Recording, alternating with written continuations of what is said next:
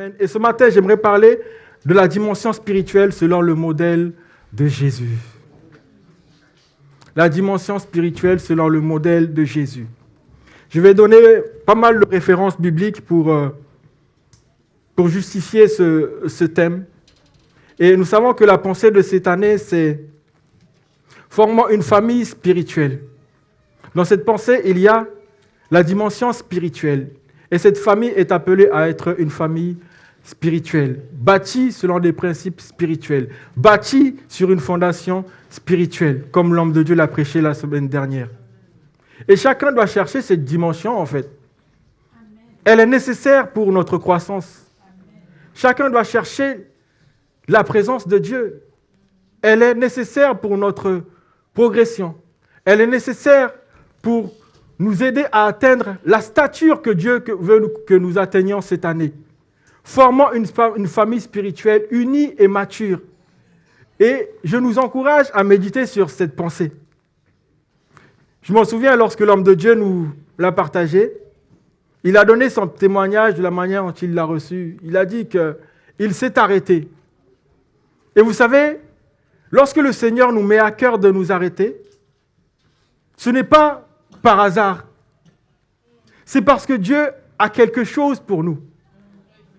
Le croyant ne peut pas mener sa vie comme si de rien n'était, sans s'intéresser à la dimension de Dieu, sans s'intéresser à la valeur de Dieu, sans s'intéresser à la valeur de Jésus.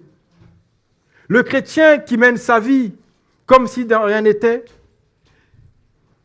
sa vie ne mène à rien en fait, parce qu'il a besoin d'une référence. Et il faut qu'il s'appuie sur Jésus. Et c'est pour cela, en fait, j'aimerais prêcher sur la dimension spirituelle selon le modèle de Jésus. Et nous allons parler des différents lieux que Jésus avait l'habitude de prier. Jésus était un homme organisé. Et le croyant aujourd'hui est appelé aussi à s'organiser, de manière à rencontrer Dieu dans une nouvelle dimension. Amen. Je vais citer plusieurs points.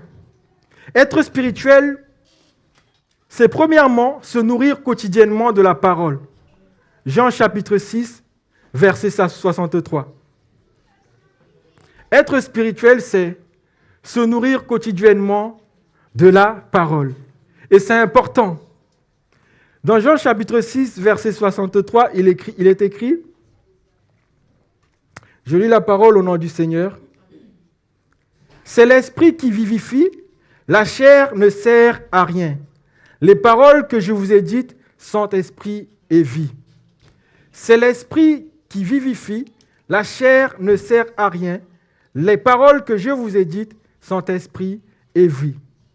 Pourquoi ? Parce que dans la parole, il y a l'esprit de Dieu. Et dans l'esprit de Dieu, il y a la vie de Dieu. Il y a les informations de Dieu. L'esprit de Dieu nous communique la dimension du Père. L'esprit de Dieu nous communique la dimension spirituelle du Père. Parce que Dieu fonctionne dans le spirituel. Dieu ne fonctionne pas dans le charnel. C'est pour cela que la Bible nous dit, c'est l'esprit qui vivifie, la chair ne sert à rien. Ça veut dire que la chair a besoin d'un traitement spécial, un traitement spirituel pour qu'il s'efface de la présence de l'esprit. La chair a besoin d'être traitée durement, comme l'apôtre Paul pouvait le dire. Je traite mon corps durement. Lorsque tu décides de t'arrêter, jeûner, prier, tu veux amener ta chair à se soumettre à la volonté de l'esprit. Alléluia. Deuxièmement, être spirituel, c'est être sensible au désir de l'esprit. Luc chapitre 4, verset 1. Luc 4, verset 1 nous dit, Jésus, rempli du Saint-Esprit, revint du Jourdain et il fut conduit dans le désert. Il fut conduit par l'Esprit dans le désert, où il fut tenté par le diable 40 jours. Il ne mangea rien durant ces jours-là. Waouh! Jésus, rempli du Saint-Esprit, revint du Jourdain et il fut conduit par l'Esprit dans le désert, où il fut tenté par le diable pendant 40 jours, 40 nuits. Il ne mangea rien durant ces jours-là. Waouh, mais quel sacrifice! L'Esprit de Dieu conduit Jésus dans le désert, dans un lieu compliqué. Et vous allez voir tout à l'heure que le désert, c'est un des lieux où Jésus avait l'habitude de prier. Ce n'est pas un lieu confortable pour la prière, n'est-ce pas? Le désert. Aujourd'hui, nous, on a besoin d'un confort, d'un lieu confortable pour nous mettre à genoux. On a besoin d'un lieu confortable pour nous allonger. On a besoin d'un lieu confortable pour méditer.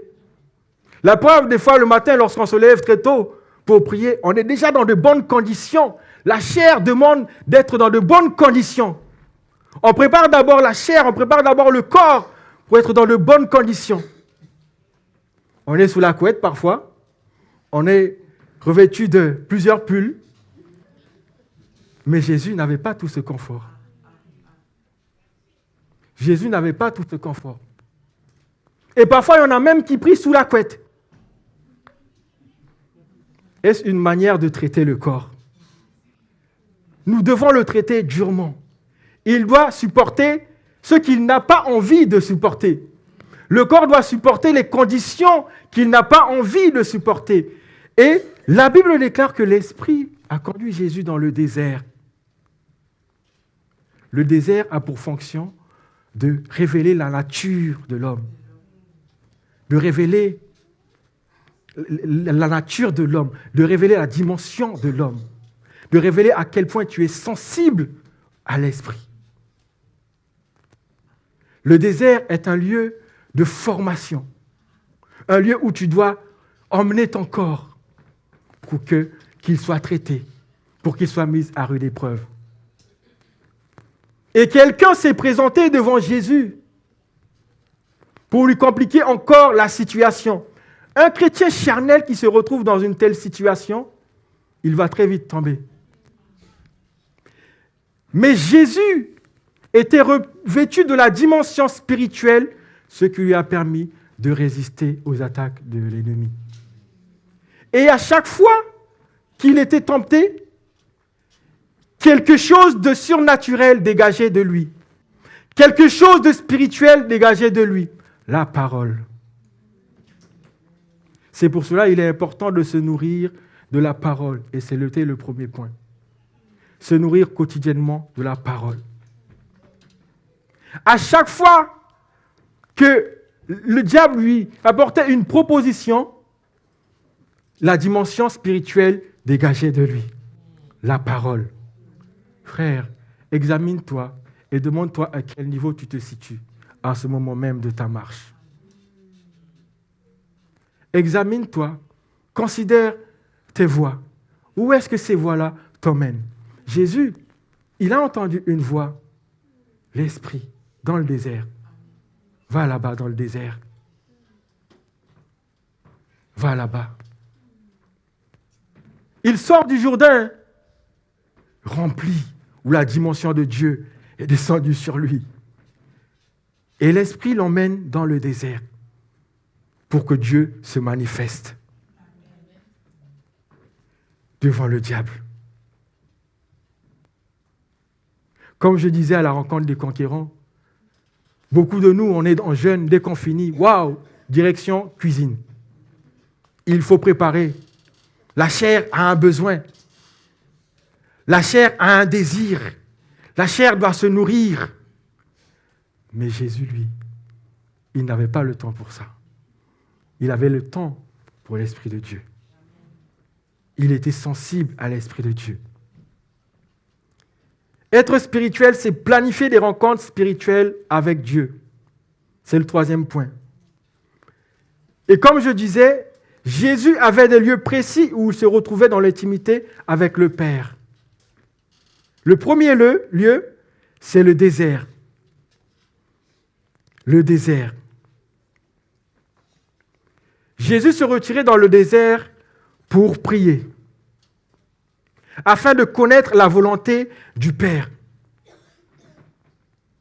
Le désert a aussi pour but de nous révéler la volonté du Père. C'est dans le désert qu'on découvre ce que Dieu veut pour notre ministère. C'est dans le désert que que l'on découvre ce que Dieu veut pour notre avenir. Dans le désert, Jésus s'est retrouvé dans ce désert pour imposer à la chair des conditions qu'elle n'a pas l'habitude de supporter. Il est allé dans le désert pour imposer à la chair des conditions qu'il n'a pas l'habitude de supporter. La dimension spirituelle nécessite que l'on mène la chair à se soumettre au désir de l'esprit. Deuxième lieu de prière de Jésus, c'était la montagne. La sœur, elle a touché le point tout à l'heure en parlant de la montagne quand elle a présidé le culte. Luc chapitre 6, verset 12.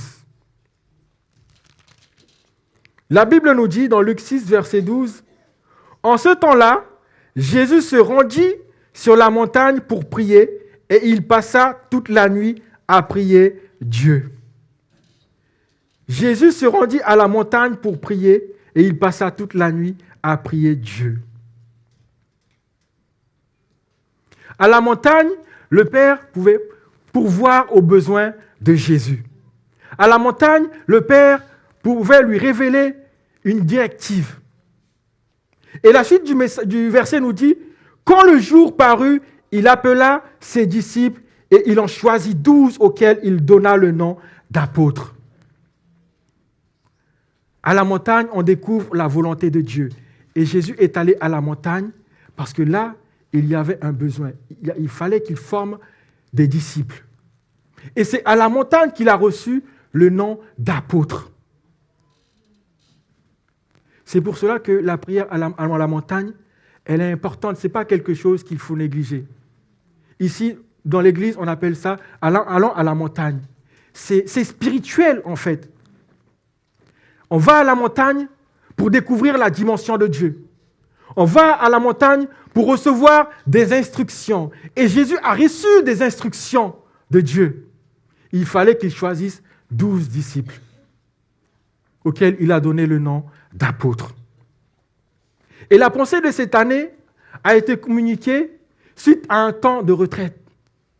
Vous voyez comment Dieu il fonctionne? Lorsqu'on décide de se mettre dans l'intimité avec lui, il nous révèle des dimensions pour notre vie, en fait. Il nous révèle des choses pour pouvoir nous construire nous-mêmes. Il nous révèle des dimensions que nous avons besoin, des dimensions qui sont nécessaires pour notre progression, des dimensions qui sont nécessaires pour notre ministère. Mais il faut y aller, il faut payer le prix de la montagne. Et ce n'est pas des choses qu'il faut prendre à la légère. Et la pensée nous dit, formons une famille spirituelle. Une pensée qui a été reçue à la montagne. Et Jésus a reçu le nom qu'il devait donner à ses disciples à la montagne. Combien de fois par jour tu vas à la montagne? Combien de fois dans l'année tu pries? Combien de fois dans l'année tu jeûnes? Dieu peut nous parler à travers cette pensée, nous former une famille. Et chacun doit méditer là-dessus, en fait, parce qu'il y a pas mal de choses à en tirer. Il y a pas mal de choses à recevoir là-dessus.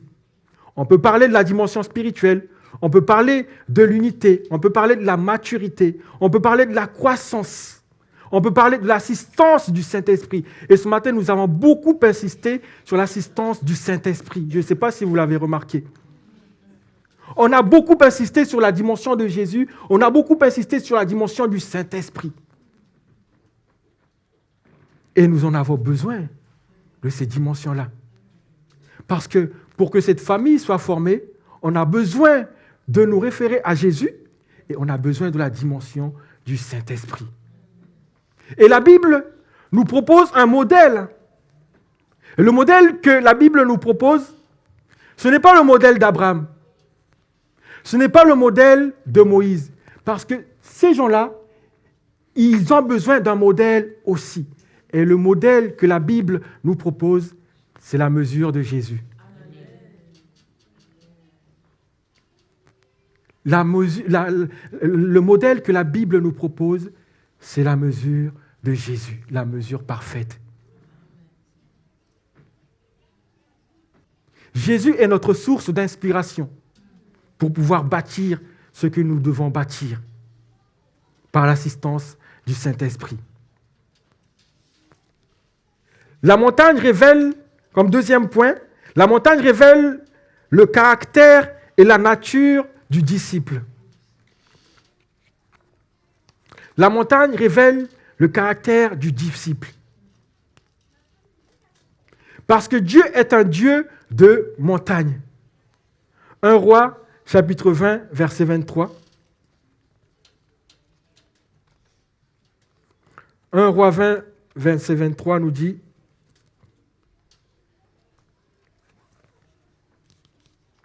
il est écrit, je lis au nom du Seigneur, les serviteurs du roi de Syrie lui dirent: leur Dieu est un Dieu de montagne, c'est pourquoi ils ont été plus forts que nous. Mais combattons-les dans la plaine et l'on verra si nous ne serons pas plus forts qu'eux. Leur roi dit: leur Dieu est un Dieu de montagne. Notre Dieu est un Dieu de montagne. Où est-ce que Moïse a rencontré Dieu pour la première fois? La montagne révèle la mission et la vision du serviteur. Quatrième point. Exode 3, 1 à 5 nous dit. Exode 3, 1 à 5 nous dit: Moïse faisait paître le troupeau de Jéthro, son beau-père, sacrificateur de Madian, et il mena le troupeau derrière le désert et vint à la montagne de Dieu à Horeb. L'ange de l'Éternel lui apparut dans une flamme de feu au milieu d'un buisson. Moïse regarda et voici, le buisson était tout en feu et le buisson ne se consumait point. Moïse dit: je veux me détourner pour voir quelle est cette grande vision et pourquoi le buisson ne se consume point. L'Éternel vit qu'il se détournait pour voir et Dieu l'appela du milieu du buisson et dit: Moïse, Moïse, et il répondit: me voici. Waouh! La montagne révèle la mission et la vision du serviteur. La montagne, c'est le lieu de ton appel. La montagne, c'est le lieu de ta révélation. La montagne, c'est le lieu où Dieu va te montrer sa dimension, comme il a montré sa dimension à Moïse. La montagne révèle le caractère. Alléluia. Zacharie 14, verset 4, nous parle aussi de la dimension de la montagne. Waouh! Zacharie 14, verset 4. Je donne beaucoup de versets pour expliquer la pensée.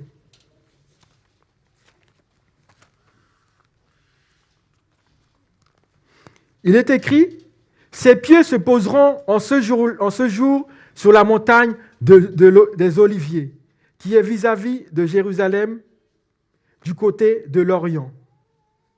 Amen. Je continue encore sur la dimension spirituelle. Être spirituel, c'est refléter la nature de Jésus par notre attitude et par notre manière de penser. Être spirituel, c'est refléter la nature de Jésus par notre attitude et par notre manière de penser. Matthieu 9, versets 1 à 5.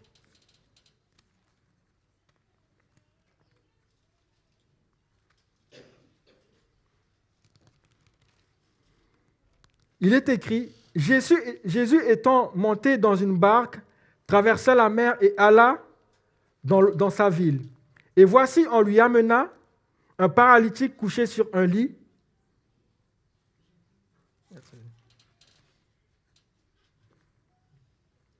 Oui, c'est ça. On lui amena un paralytique couché sur un lit. Il dit: prends courage, mon enfant, tes péchés sont pardonnés. Alors quelques scribes dirent au-dedans d'eux: cet homme blasphème. Et Jésus, connaissant leurs pensées, dit: pourquoi avez-vous de mauvaises pensées dans vos cœurs? Ce passage nous montre qu'il n'y avait pas de similitude entre les scribes et les pensées de Jésus. Jésus avait des pensées spirituelles, mais les scribes avaient des pensées charnelles. Jésus venait d'opérer quelque chose d'extraordinaire. Et les scribes se posaient des questions. Mais les questions qu'il se posait ne glorifiaient pas Dieu. Les questions qu'il se posait n'allaient pas dans le sens spirituel. Et Jésus pouvait lire dans leurs pensées. La dimension spirituelle nous emmène à comprendre les pensées. La dimension spirituelle nous emmène à discerner les pensées. La dimension spirituelle nous emmène à discerner le comportement des gens pour savoir s'ils sont faits pour marcher avec nous ou pas. C'est pour ça que c'est important, la dimension spirituelle. Les scribes étaient charnels. Lorsque deux personnes spirituelles se rencontrent, la gloire spirituelle se manifeste. Ils se comprennent spirituellement. Ils parlent le même langage. Ils ont la même pensée. Ils ont les mêmes désirs. Ils ont le même objectif, la même vision. C'est ça, fonctionner dans la dimension spirituelle. Amen.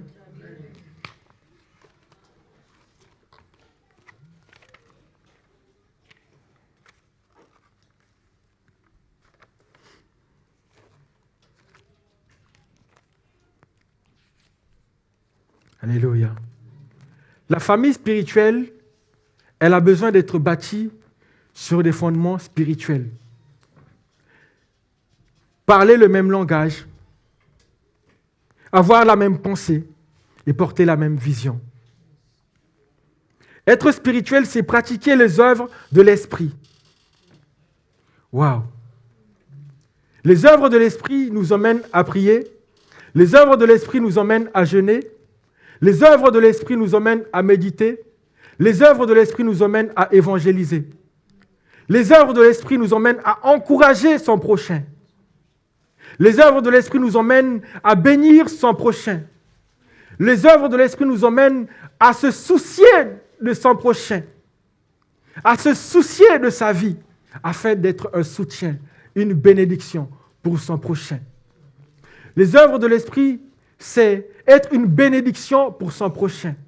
Mais les œuvres de la chair font toujours le contraire de tout cela.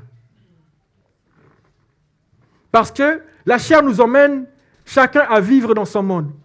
La chair nous emmène chacun à vivre dans son coin. Quelqu'un t'a fait du mal, l'esprit te dit pardonne. Pourquoi? Parce que le pardon, c'est aussi une dimension spirituelle.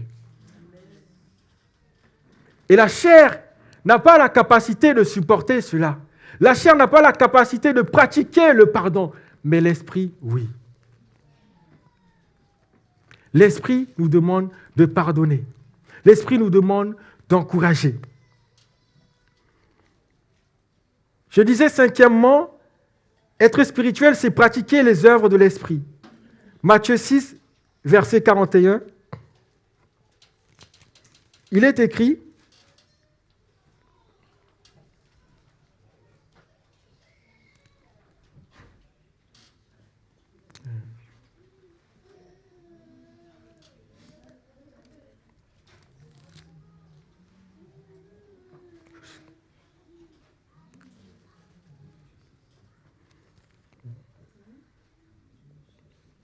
non, je me suis trompé de verset. Voilà.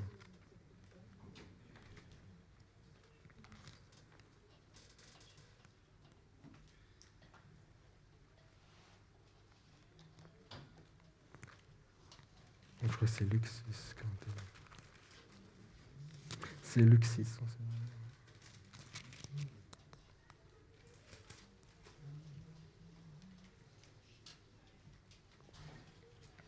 C'est Luc 6. Autant pour moi.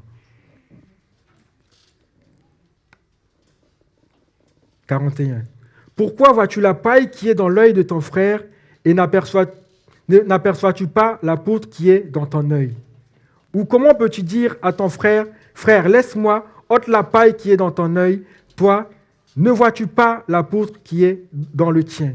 Hypocrite, ôte premièrement la poutre de ton œil, et alors tu verras comment ôter la paille qui est dans l'œil de ton frère.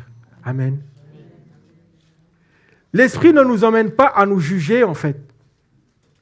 L'esprit nous emmène à manifester la paix. L'esprit ne nous emmène pas dans une dimension de jugement. Le jugement n'est pas une dimension spirituelle. Le jugement est réservé à Dieu. C'est Dieu qui juge. Nous ne sommes pas appelés à nous bénir les uns des autres. Tu vois les défauts de l'autre, mais tes propres défauts à toi, tu ne les vois pas. Vois d'abord les tiens et cherche à grandir.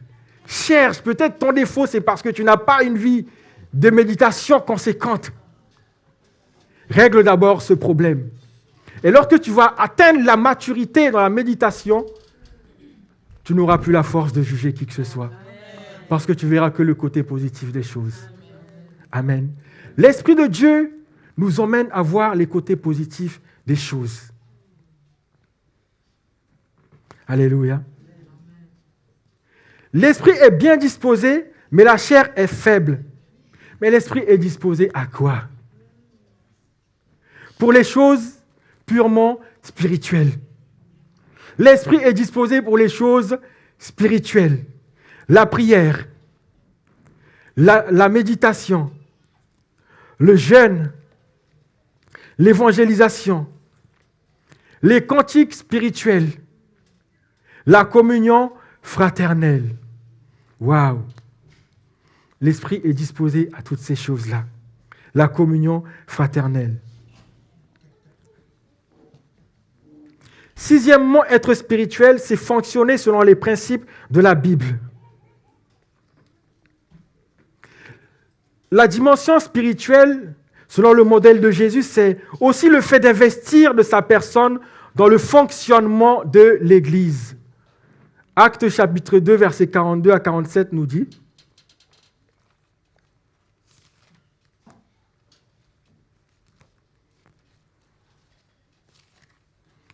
Acte 2, 42 à 47, ils persévéraient dans l'enseignement des apôtres, dans la communion fraternelle, dans la fraction du pain et dans les prières.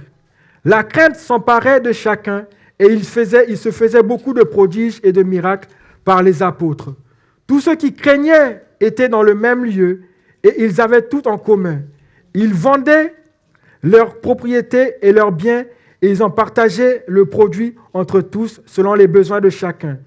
Ils étaient chaque jour tous ensemble, assidus au temple. Ils rompaient le pain dans les maisons et prenaient leur nourriture avec joie et simplicité de cœur, louant Dieu et trouvant grâce auprès de tout le peuple. Et le Seigneur ajoutait chaque jour à l'Église ceux qui étaient sauvés. Cette famille, pour arriver à un niveau de maturité, ils ont d'abord compris qu'il fallait qu'ils suivent Jésus. Ils ont d'abord suivi Jésus et ils étaient revêtus de la dimension de Jésus.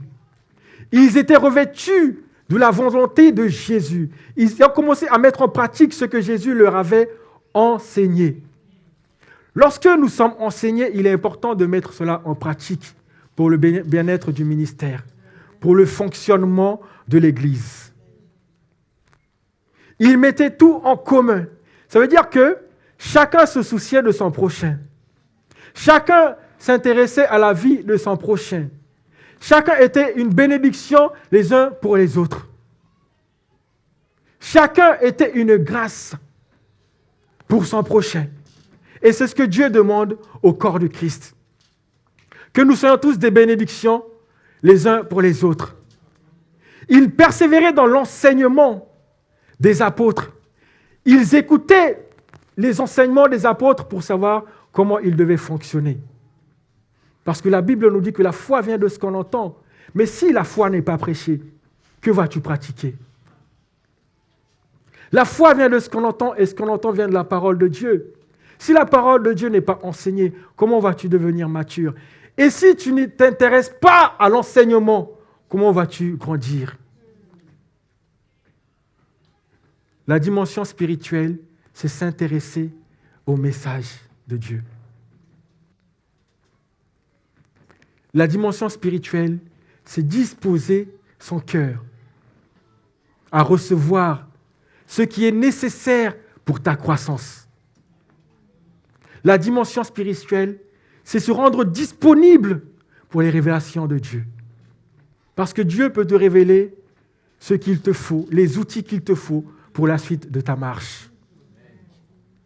Et Jésus allait à la montagne pour aller chercher des éléments pour être encore plus fort.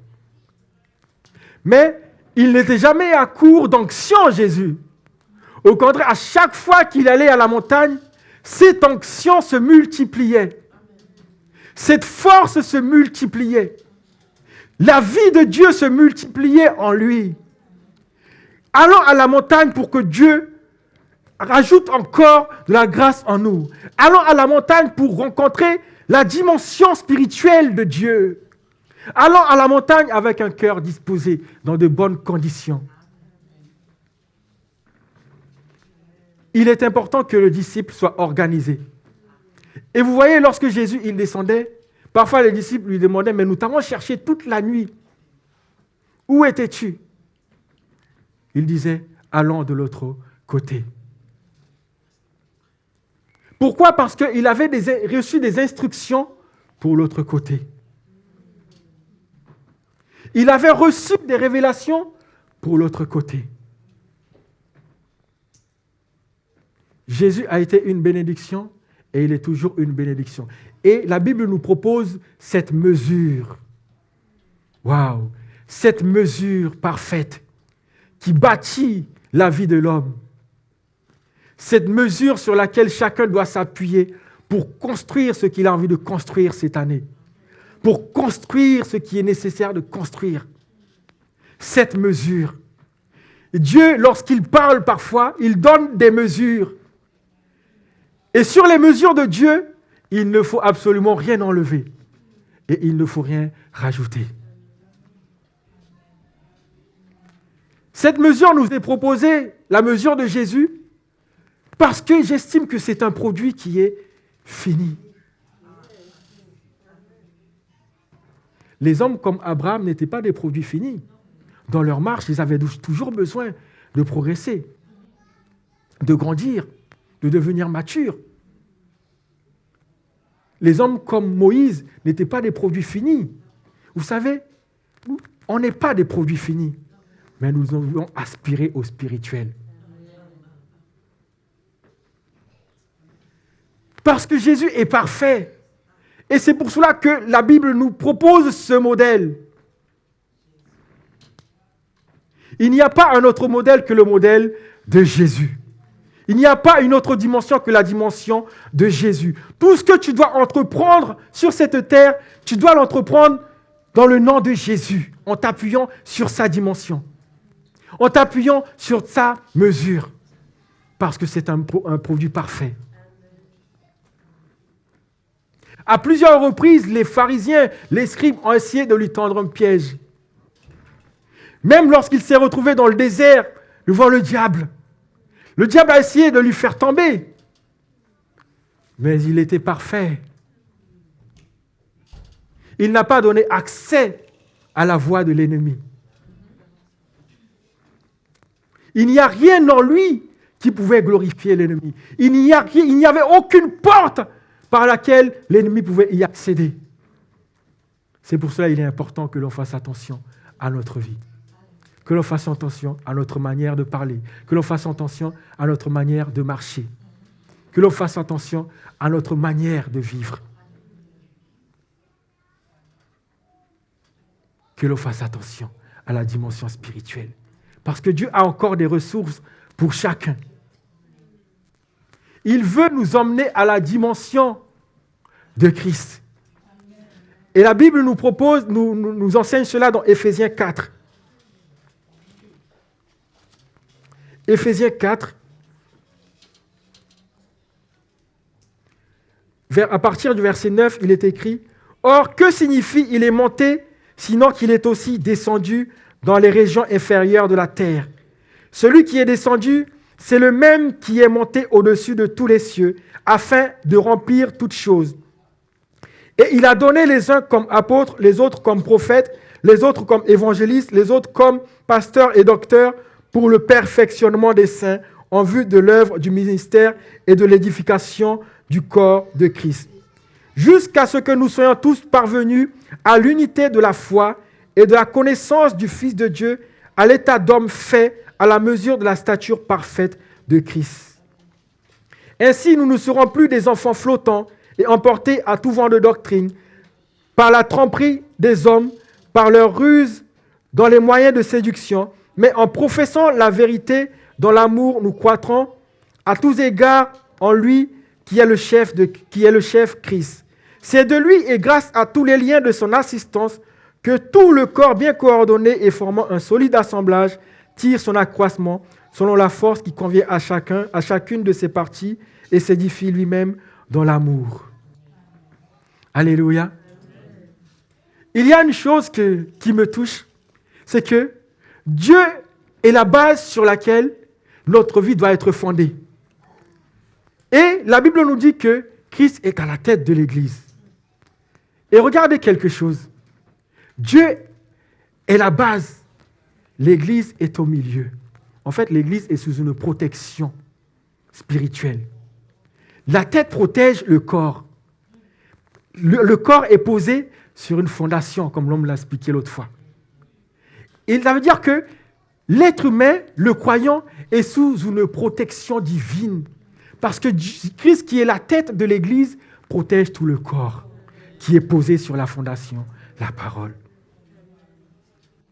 Mais sur ce corps, Dieu demande qu'il y ait des hommes et des femmes qui fonctionnent spirituellement. Le charnel n'a pas sa place dans ce corps, en fait. C'est que la dimension spirituelle. Alors, chacun est appelé à travailler. Chacun est appelé à chercher la face de Dieu pour être rempli. Parce que Dieu ne nous choisit pas pour juste être des chrétiens flottants à tout vent de doctrine. Et c'est dangereux d'être un chrétien immature. Parce que tu vas croire à tout et à n'importe quoi. Mais lorsque tu es un chrétien mature, Dieu te donne la capacité de discerner ce qui vient de lui et ce qui ne vient pas de lui. Dieu te donne la dimension de comprendre sa volonté.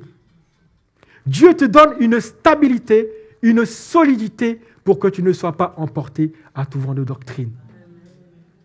Et c'est pour cela que la méditation est importante. Les temps de retraite avec Dieu, dans l'intimité avec Dieu, est importante. Jésus aurait pu flancher parce que le diable était dur à ce moment-là. Il dit, si tu es fils de Dieu, si tu es fils de Dieu, autrement dit, si tu es solide spirituellement. Parfois, le diable nous tente comme ça et on se jette. Si tu as l'onction, fais ça. On n'a pas besoin de le prouver à qui que ce soit, ce que nous sommes. Du moment que Dieu nous distingue. Tu n'as pas besoin de le prouver à qui que ce soit, la dimension de l'onction qui est en toi, à partir du moment où Dieu te distingue. À partir du moment où tu es sensible à la voix de Dieu, c'est ce qui est nécessaire pour toi. Parce que non seulement la voix va te construire, mais elle va te construire aussi ton entourage. Tu es appelé à être une bénédiction non seulement pour toi, mais pour être béni, il faut que tu payes le prix. Pour être rempli, il faut que tu payes le prix. Il y a un sacrifice. Et Jésus nous a montré l'exemple. Il priait dans le désert, il priait à la montagne. Et la dimension de la montagne, là, lorsque Dieu a appelé Abraham, il lui a dit quoi? Lève-toi, Genèse. Genèse 22.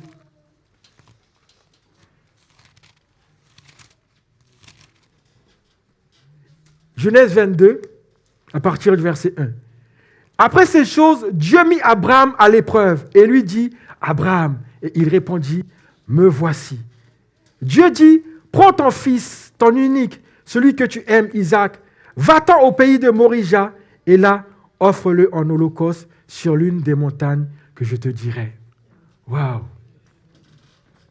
Offre-le en holocauste sur l'une des montagnes que je te dirai. C'est là que l'on voit que Dieu est un Dieu de montagne. Les meilleures rencontres se font à la montagne de Dieu. Et ce qui s'est passé, Abraham a obéi à la voix de Dieu. Il s'est déplacé, il a pris son fils Isaac et 2 de ses serviteurs. Et la Bible nous dit, à partir du verset 6, Abraham prit le bois pour l'holocauste le chargea sur son fils Isaac et porta dans sa main le feu et le couteau.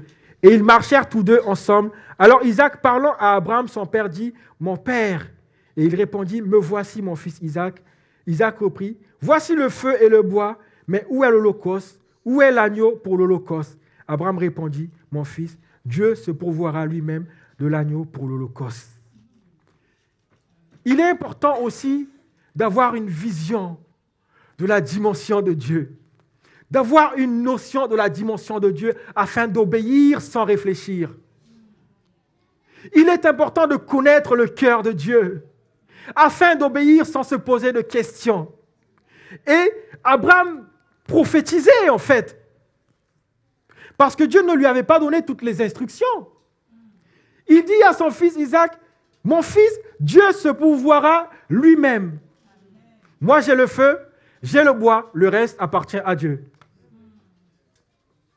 Moi, j'ai l'holocauste, je t'ai Isaac, le reste appartient à Dieu. Si c'est sa volonté que tu sois sacrifié, tu seras sacrifié. Mais si ce n'est pas sa volonté, tu ne le seras pas.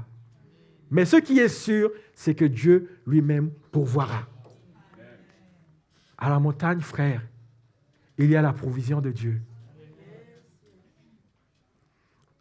À la montagne, il y a la provision de Dieu. Et arrivé à un moment donné, la Bible nous dit, les deux serviteurs qui accompagnaient Abraham, il leur dit, « Restez ici avec qui ?» Il leur dit, « Restez ici, mais avec qui ?» Avec l'âne. Et l'âne est un animal que nous, aujourd'hui, l'on minimise. Lorsque l'on veut traiter quelqu'un, on veut abaisser quelqu'un, on lui dit « espèce ». Ça veut dire quoi? Bibliquement parlant, ça veut dire que si tu n'es pas dans le même esprit que celui qui te dirige, Dieu va te ramener à un niveau bas. Restez ici avec l'âne, moi et l'enfant, nous allons plus haut pour adorer Dieu, ensuite nous reviendrons. Ça veut dire que ces gens-là n'étaient pas dans l'esprit où il fallait qu'ils adorent Dieu. Lorsqu'ils allaient voir la préparation, je ne sais pas comment ils allaient réagir. Ils allaient plus devenir des accusateurs. Ils allaient accuser Abraham. Ils allaient peut-être juger Abraham. Et nous ne sommes pas appelés à juger. Et l'Esprit de Dieu lui dit, dis-leur, restez ici. Parce que là où moi je vais, vous n'êtes pas dignes d'y aller. La dimension spirituelle est importante, bien-aimés. Elle permet de comprendre la volonté de Dieu. Elle permet de discerner la vision de Dieu. Elle permet d'avoir sa propre vision de Dieu. Elle permet d'avoir une bonne représentation de Dieu, une image de Dieu. Chacun peut avoir une image de Dieu selon son niveau spirituel. Mais si tu es un chrétien immature, un chrétien bébé, quel est le niveau spirituel que tu vas attribuer à Dieu? Restez ici avec l'âne, en bonne compagnie. Moi et l'enfant, nous allons plus haut, ensuite nous reviendrons. Nous avons dit que Jésus priait beaucoup à la montagne, non? Dieu aime les rencontres à la montagne. Dieu aime rencontrer des gens là-bas. Dieu aime se montrer là-bas. Dieu aime se manifester là-bas. Dieu aime se dévoiler là-bas. Dieu aime se montrer. Dieu aime la montagne. Et pour y aller, ce n'est pas facile. Cela demande beaucoup d'efforts. Mais on n'y va pas avec la chair. Parce que la chair n'a pas la capacité de monter là-bas. Elle va te dire, mais regarde la hauteur de la montagne. Regarde la durée de la prière. Regarde la durée du jeûne. Lundi, vendredi jusqu'à dimanche. Les chrétiens charnels jugent de tout cela en fait. Oh, on jeûne trop. Lundi à dimanche. Wow. Mais vous savez que à partir du 3e jour, pour certains, le corps est déjà reconditionné. Le corps s'adapte au niveau du jeûne en fait. Le corps s'adapte à la situation dans laquelle tu es. Et c'est là qu'on dit que la voix s'est tue. La chair s'est tue.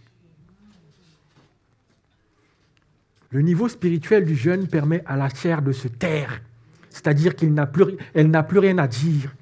Là, c'est la dimension spirituelle qui prend le contrôle. C'est l'Esprit de Dieu qui est en mouvement, c'est l'Esprit de Dieu qui est en marche. Le corps même se soumet à la voix de Dieu. Le corps même se soumet à la voix de l'Esprit.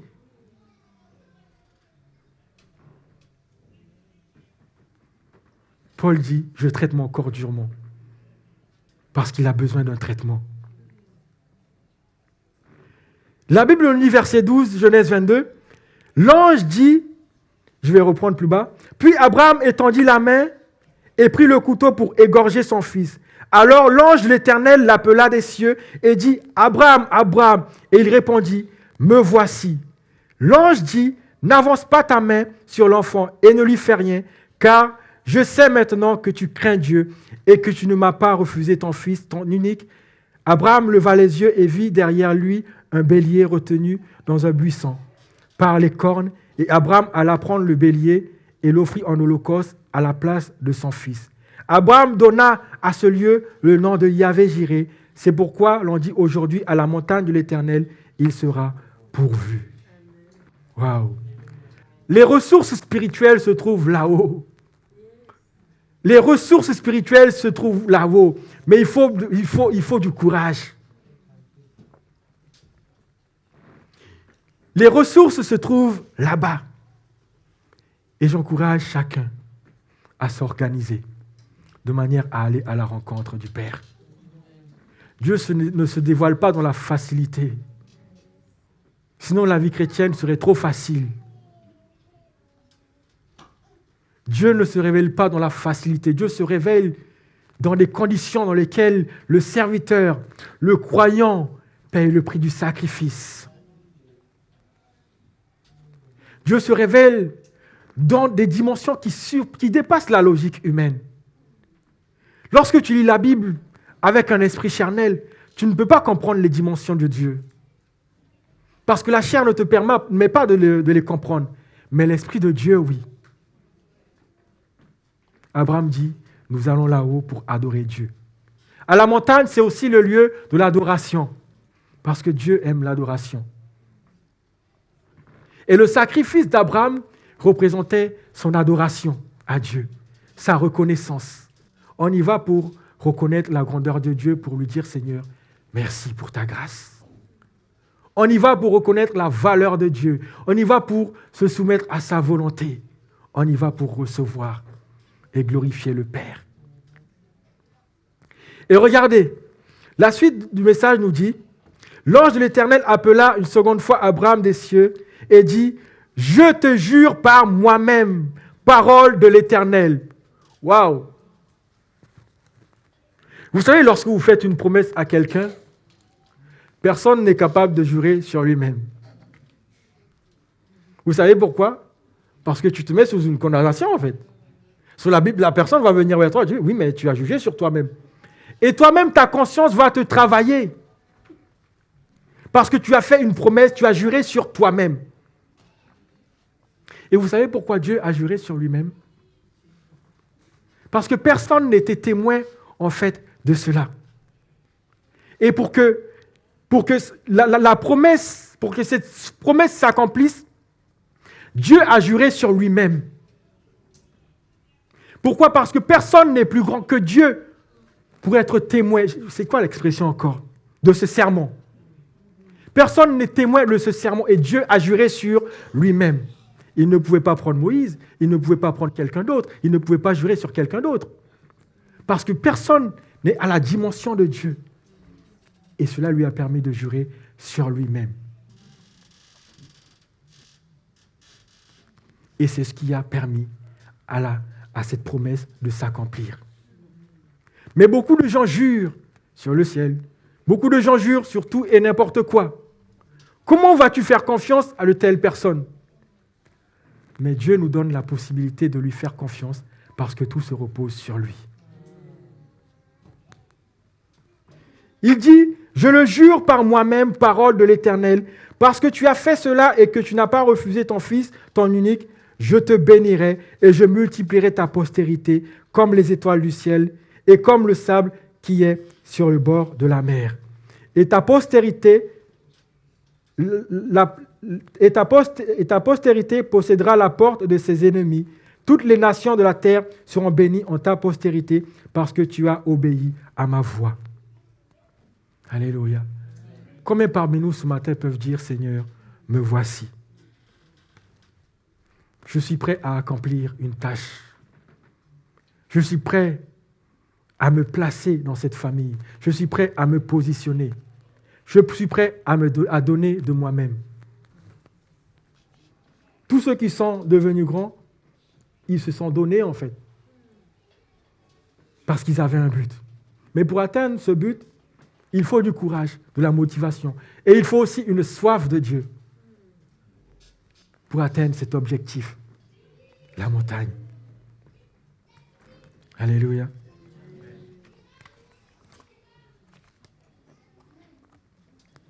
Nous revenons dans Actes chapitre 2. Nous allons bientôt finir.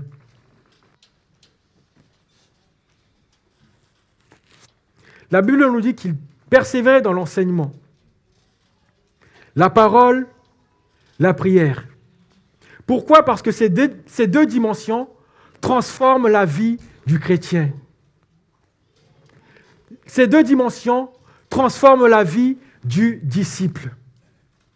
Ces deux dimensions bouleversent la vie du disciple. Ces deux dimensions bouleversent le raisonnement du disciple. Et après avoir persévéré dans tout cela, dans l'enseignement des apôtres, Dieu a libéré sur chacun l'esprit de communion. Dieu a libéré l'esprit de communion sur chacun, au point où personne ne se voyait supérieur à l'autre. Il y avait une telle simplicité au milieu des disciples, que personne ne se voyait supérieur à l'autre. Et c'est ce que Dieu demande de l'Église aujourd'hui, que personne ne se voie supérieur. Même si tu as l'onction jusqu'à ce que le feu tombe, frère, tout cela nous vient de la stature parfaite de Christ. Même si tu as la dimension spirituelle qui dépasse la logique humaine, tout nous vient de la même source. Une source qui ne tarit jamais. Ça veut dire que celui qui vient de se convertir, qui se néglige un jour ou l'autre, s'il persévère, il peut atteindre cette dimension. Et cette dimension est accessible à tous ceux qui ont soif. Cette dimension est accessible à tous ceux qui ont envie de voir Dieu. Ils ont persévéré dans l'enseignement, ils ont persévéré dans la prière. Nous devons être des hommes et des femmes qui persévèrent. Et Jésus même nous encourage à persévérer dans la prière. Priez sans cesse, sans vous relâcher. Pourquoi ? Parce qu'à force de prier, vous allez découvrir des choses que vous n'avez jamais vécues. À force de persévérer, vous allez vivre des expériences avec Dieu que vous n'avez pas l'habitude de vivre. Avec Dieu, chaque rencontre est une nouvelle expérience. Chaque rencontre est une grâce. Chaque temps de prière. Mais il faut que l'esprit soit disposé. Il faut que lorsque nous prions, il faut que nous soyons disposés. Lorsque nous venons dans les veillées de prière, il faut que nous soyons prêts.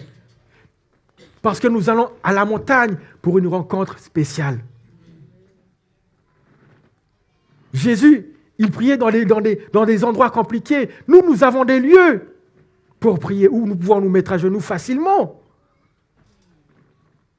Mais nous venons ici, café à la main. On a déjà pris 3 à 4. Et pendant la prière encore, café. À quel moment l'esprit sera connecté ?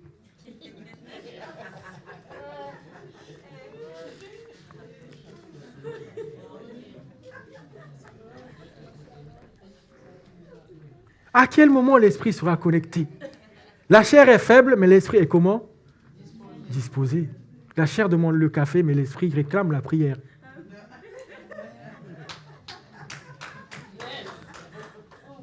L'esprit réclame des choses spirituelles. La chair réclame des choses charnelles. La chair réclame à ce qu'il soit bien couvert. Il ne faut pas que le corps il ait froid. Je vais remettre ma veste. Waouh! L'Esprit de Dieu qui est là est capable d'apporter une chaleur. Israël marchait comment? Dans le désert. On a chanté, il m'entoure de sa nuée. C'est-à-dire, Dieu est tellement bon, il prend soin de ses enfants en fait. C'est-à-dire que ce que tu as besoin, Dieu le sait. Le confort que tu as besoin, Dieu le sait. Les difficultés dans lesquelles Dieu le sait. Mais il te dit, traite la chair durement. Ramène-le à la croix. Tant que la chair, le corps n'aura pas visité la croix, elle sera toujours la chair.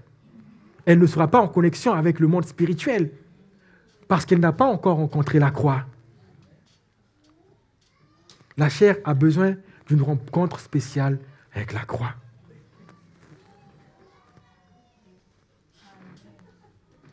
Et Jésus représente la croix parce qu'il avait les bras écartés. Et chacun a besoin d'aller vers lui. Et Nicodème nous montre l'exemple. Il était surpris, il va vers lui, il dit, mais les choses que tu fais, personne ne peut les faire si une dimension supérieure n'est pas sur lui. Nous avons besoin d'une dimension supérieure, un traitement supérieur, une révélation supérieure. Je dis supérieur en parlant de Nicodème, mais c'est moi qui le rajoute. Personne ne peut faire les choses étonnantes que tu fais si Dieu n'est pas avec lui. C'est ça la vraie expression. Il était surpris parce que il voulait savoir ce qui se passait en lui. D'où lui venait cette force, d'où lui venait cette dimension. Et il lui a parlé de l'Esprit. Et cette année, il est question de bâtir par l'assistance du Saint-Esprit. Alléluia. La dimension spirituelle est obligatoire. Premièrement, pour chaque croyant qui souhaite la croissance de l'Église. Pour chaque croyant qui souhaite la croissance de l'Église. Pour des chrétiens qui veulent être des richesses pour l'Église et pour leur propre maison. Lorsque tu es revêtu de cette dimension, tu deviens une richesse pour toi-même, mais aussi pour les gens qui t'entourent. Parce que les gens pourront compter sur toi, les yeux fermés.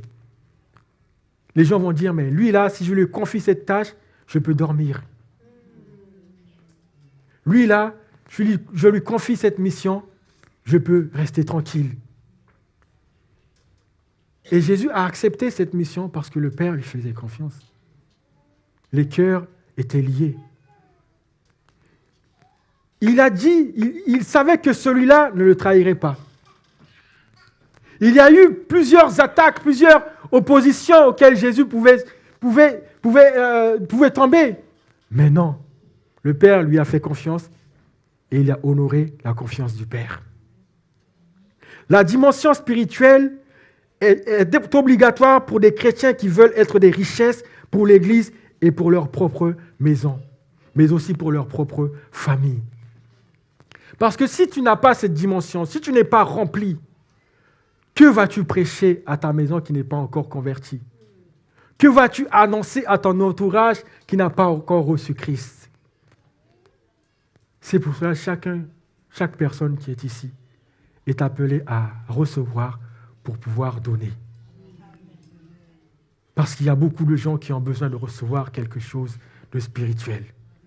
Il y a beaucoup de gens qui sont dans un milieu où ils n'ont pas de vision, qui n'ont pas l'assurance de leur lendemain. Mais nous qui sommes ici, Dieu fait de nous ses messagers. Dieu fait de nous ses messagers pour pouvoir transmettre un message à quelqu'un qui est dans le besoin. Et lorsque vous regardez comment Jésus il a marché, il passait de village en village et à chaque fois il se passait quelque chose parce qu'il véhiculait la dimension spirituelle de Dieu. Et ces gens-là étaient dans le besoin, au point où, dans la Bible, il y a des gens qui sont venus juste pour le toucher, parce qu'ils savaient que si je le touchais, quelque chose se passerait dans ma vie. Et il y a des hommes qui se sont appuyés sur la dimension de Jésus, comme l'apôtre Paul, comme Pierre, comme tous les apôtres de la Bible. Ils ont copié sur lui pour pouvoir continuer le message de Christ. La génération d'aujourd'hui, le peuple d'aujourd'hui, l'Église d'aujourd'hui est appelée à continuer le travail que Christ a commencé. C'est pour cela que tu dois t'accrocher à la méditation, à chercher la face de Dieu. Troisièmement, la dimension spirituelle est obligatoire pour une Église qui veut être une bénédiction dans la région où elle est implantée. Waouh! Une Église qui marche dans la vérité aura sa porte ouverte et les gens n'auront pas peur de rentrer dans cette Église. Il y a des églises où les fidèles fuient. Pourquoi? Parce que la vie de Dieu n'est pas dedans. Il se passe tellement de choses que les gens fuient. Mais cette année, Dieu veut que nous formions une famille dans laquelle les gens vont se sentir en sécurité. Pas une famille qui critique. Pas une famille qui murmure. Pas une famille qui se moque. Si l'autre est faible, encourage-le. L'Esprit de Dieu est capable de le relever. Si l'autre est découragé, encourage-le. L'Esprit de Dieu est capable de le fortifier. Parce que l'Esprit de Dieu est plein de richesses pour tout un chacun, selon le besoin de chacun.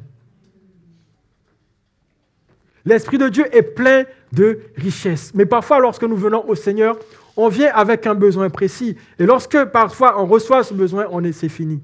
On ne vient plus à l'église. Mais Dieu veut nous donner pour que nous puissions transmettre au retour aux gens qui sont dans les besoins. Le monde est malade et il a besoin de ce médicament. Mais si toi, tu ne sais pas comment le pratiquer, comment vas-tu faire? Alléluia. La dimension spirituelle est obligatoire pour une église qui veut être une bénédiction dans la région où elle est implantée. Et l'église, si elle est implantée à Antony, et elle doit être une bénédiction pour les familles et pour les nations. Alléluia. Amen. Que Dieu nous bénisse. Amen. Alléluia. J'aimerais nous inviter à nous tenir debout.